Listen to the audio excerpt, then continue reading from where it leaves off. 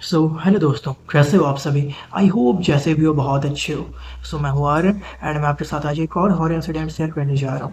सो ये कहानी एक रमेश नाम के इंसान की है जो आईटी ऑफिसर थे एंड वो कानपुर के रहने वाले थे। बट उनका ट्रांसफ़र हो गया दिल्ली, तो वो और उनकी फैमिली दिल्ली शिफ्ट हो गया एंड रमेश ने वहाँ पे रहने के लिए अपने लिए एक फ्लैट लिया था जो लाइक शहर से थोड़ी दूर था एंड वो आउटर एरिया में था। वहाँ पे ज़्यादा लोग रहते नहीं थे। सो वो वहाँ पे शिफ्ट हो गए एंड वहाँ पे उनकी फैमिली में उनकी वाइफ थी एंड उनके 2 बच्चे थे।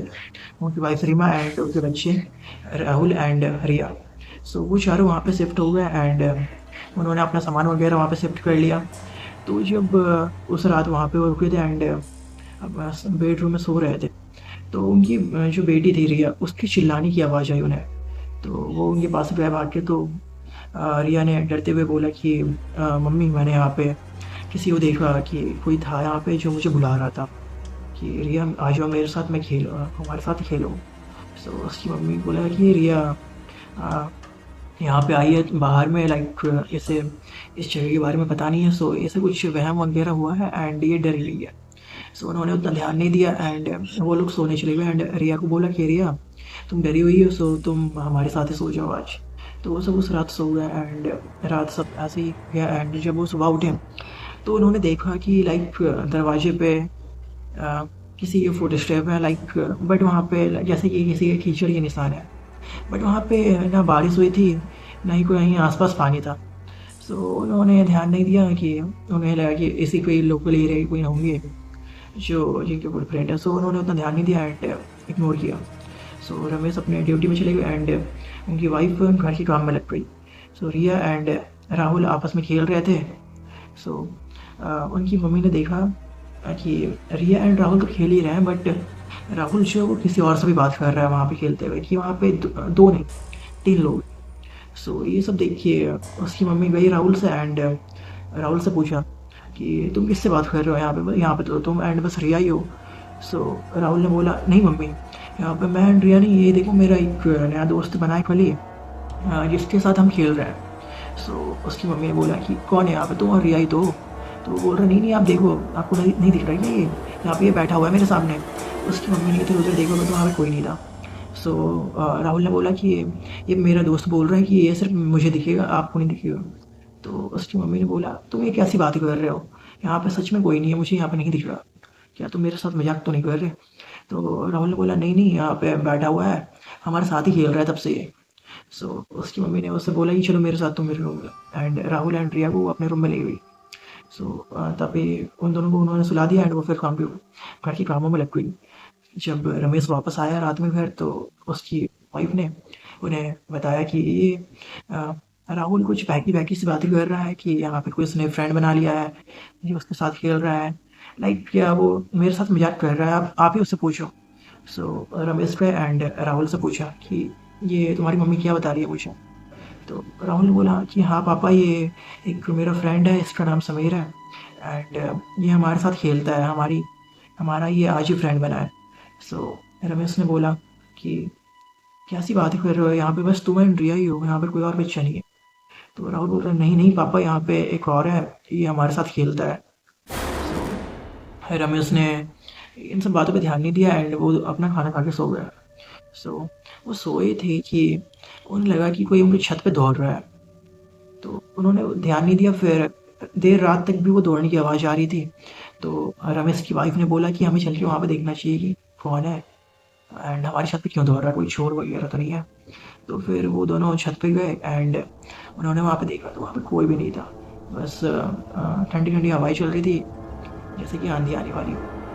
उन्होंने उतना ध्यान नहीं दिया। रमेश ने बोला चलो निश्चित के हम सो जाते हैं, हमारा व्यायाम हो सकता है, उससे हमारी टेंशन होगी। उस रात वो लोग सो गए एंड सुबह होते ही रमेश अपनी ड्यूटी में चला गया। तो फिर वो जब वापस आया, तो उसे घर पे कुछ सही सा नहीं लग रहा था, लाइक उसके जो बच्चे थे उनका बिहेवियर बहुत ही ज़्यादा चेंज हो गया था। वो आपस में थोड़े से अ, आपस में लड़ते रहते थे एंड अजीब अजीब सी बातें करते थे किसी से भी, लाइक कभी दीवार को देख के बात कर रहे हैं, कभी अकेले में ही बात कर रहे हैं। ये सब देख के वो बहुत ही ज़्यादा परेशान हो गए थे। ये सब ऐसे ही चल रहा था कुछ दिन। फिर एक दिन सडनली जब वो रमेश की वाइफ सुबह उठी तो वो देखती है कि उनकी जो बेटी है रिया, वो छत पे लाइक उसका जो किनारा होता है ना, जो वो दीवार होती है, वहाँ पे वो खड़ी है एंड वो किसी से बातें कर रही है। सो ये सब देख के उसकी वाइफ बहुत ही ज़्यादा डर गई एंड वो जा दौड़ के रिया को वहाँ से उठा लाई। सो रिया से बोला उन्होंने कि तुम वहाँ पे कैसे खड़ी थी, तुम्हारी तो उतनी हाइट भी नहीं है, तुम वहाँ कैसे पहुँच गई। तो रिया ने बोला कि वो मेरा फ्रेंड है, वो मुझे वहाँ पे ले गया एंड हम वहाँ पे खेल रहे थे।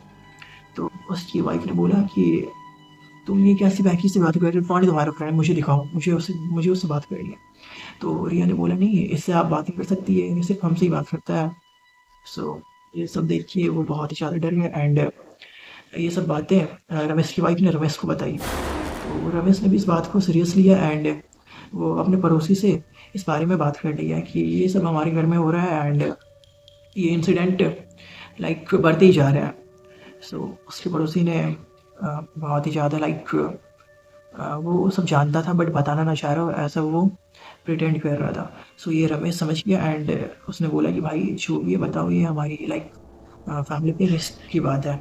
सो ये सब सुन के उसके पड़ोसी ने उसे बताया कि जहाँ पे तुम रह रहे हो, ये घर पहले यहाँ पे एक और फैमिली रहती थी, जिनकी एक लाइक किसी चोर ने सबको वहाँ पे मार दिया था एंड वो जो बच्चा उसके साथ खेलता है वो उसी फैमिली का मेंबर था, जो छत से गिर के उसकी मौत हुई थी।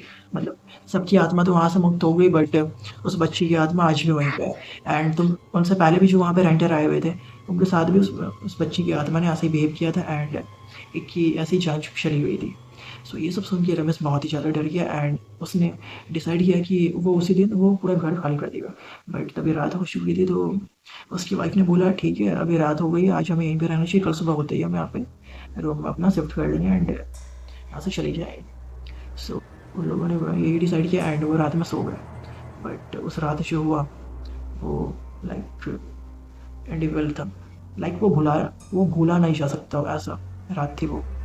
सो ये जब वो रात में जब सो रहे थे तो उनके लाइक विंडो के पास में किसी चलने की आवाज़ आई एंड रिया एंड राहुल वो दोनों का सेपरेट रूम था तो वो दोनों अलग ही सो रहे थे। तो उन लोगों को आवाज़ आई कि रिया एंड राहुल रात में किसी से बात कर रहे हैं, मतलब हंस के खेल के एंड तो उन्होंने जाकर रूम में देखा तो वो लाइक वो देख के बहुत ही ज़्यादा डर गए। उन्होंने देखा कि लाइक वहाँ पे कोई ब्लैक की शैडो है रूम के कॉर्नर में।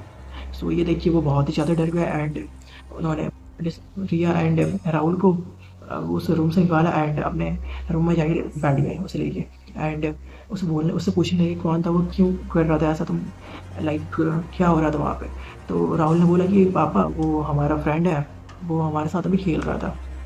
सो ये सब देख के वो बहुत ही ज़्यादा डर गए एंड ये होते होते वो किसी तरह वहाँ पे उन्होंने रात गुजारी एंड सुबह हो गया, फिर उन लोगों ने अपनी रूम वहाँ पे शिफ्ट कर ली। सो यहाँ वो जो रूम है, वो जो फ्लैट है आज भी वैसा ही है। वहाँ पे उस बच्ची की आत्मा को आज भी लाइक में भी मुक्ति नहीं मिली है। सो ये कहानी आपको कैसी लगी हमें ज़रूर बताएं एंड अगर आपने कुछ ऐसा फेस किया अपनी लाइफ में या फिर आप किसी फ्रेंड ने तो आप ये हमारे साथ शेयर कर सकते हैं।